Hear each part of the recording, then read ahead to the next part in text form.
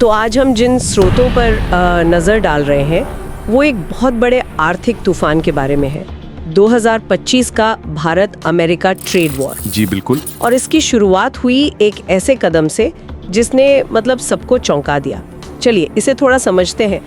2025 की शुरुआत में अमेरिका ने अचानक भारतीय सामानों पर 25% का भारी टैरिफ लगा दिया। और कुछ ही महीनों में उसे बढ़ाकर 50% कर दिया गया। 50%? हाँ, 50%। यहाँ दिलचस्प बात यह है कि पर्दे के सामने तो दोनों पक्षों के अपने अपने तर्क थे। अमेरिका का कहना था कि ये कदम व्यापार को संतुलित करने के लिए जरूरी है, क्योंकि भारत भी अमेरिकी सामानों पर ज्यादा टैक्स लगाता है। यही तर्क था उनका। जी यही। वहीं भारत ने इसे एक तरफा और कह सकते हैं दादागिरी वाला फैसला बताया। हाँ, लेकिन ये तो सिर्फ ऊपरी कहानी थी। लेकिन एक मिनट, क्या अमेरिकी तर्क में कोई दम नहीं था? हमारे स्रोत क्या कहते हैं इस पर? क्या वाकई भारतीय टैक्स इतने ज्यादा थे कि अमेरिका को ऐसा कदम उठाना पड़ा? कर लिया, थोड़ी कीमत बढ़ा दी, चल जाता है। सही। लेकिन 50%, इसका मतलब है कि उस बाजार से आपका सफाया हो गया। अच्छा, तो ये एक व्यापारिक नीति कम और एक तरह का आर्थिक प्रतिबंध ज्यादा लगता है। और इस प्रतिबंध का सीधा असर भारत के कई बड़े उद्योगों पर पड़ा। जी। हमारे सूत्र बताते हैं कि टेक्सटाइल, लेदर, जेमस्टोन और मैन्युफैक्चरिंग जैसे सेक्टर खास तौर पर प्रभावित हुए।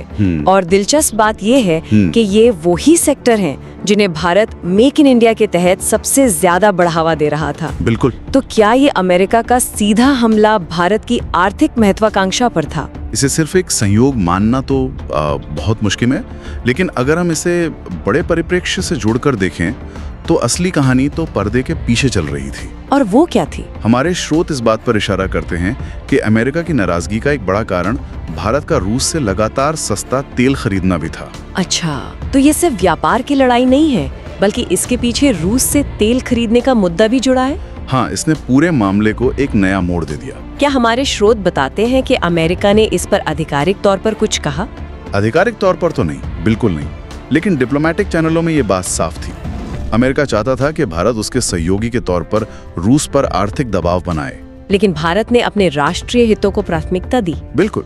और बस यहीं से ये टकराव सिर्फ डॉलर और सेंट का नहीं रहा, बल्कि ये राष्ट्रीय सुरक्षा और वैश्विक रणनीति का हिस्सा बन गया। तो एक तरफ आर्थिक लड़ाई, दूसरी तरफ जियोपॉलिटिकल शतरंज। इसका असर तो फिर पूरी दुनिया पर पड़ा होगा, खासकर ग्लोबल सप्लाई चेन पे। बहुत गहरा असर पड़ा।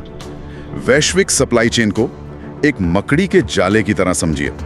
अमेरिका ने भारत वाले धागे को जोर से खींचा तो इसका असर सिर्फ उन दोनों पर नहीं, बल्कि उन सभी कंपनियों पर पड़ेगा जो उस धागे से जुड़ी हैं। जैसे? चाहे वो बांग्लादेश में हो जो भारतीय कपड़ा इस्तेमाल करती हैं, या जर्मनी में जो भारतीय लेदर से कार की सीटें बनाती हैं। पूरा का पूरा ढांचा हिल गया। तो आज स्थिति ये है कि भारत अपने रुख पर कायम है और अमेरिका भी पीछे हटने को तैयार नहीं। एक खतरनाक गतिरोध बना हुआ है। बिल्कुल। और अगर ये टकराव लंबा चलता है तो इसका असर सिर्फ व्यापार तक सीमित नहीं रहेगा।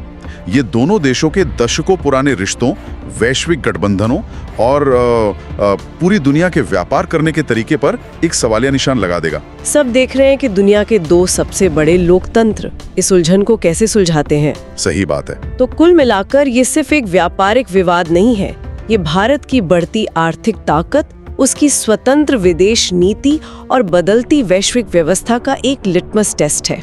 और यहाँ आकर एक बड़ा सवाल खड़ा होता है।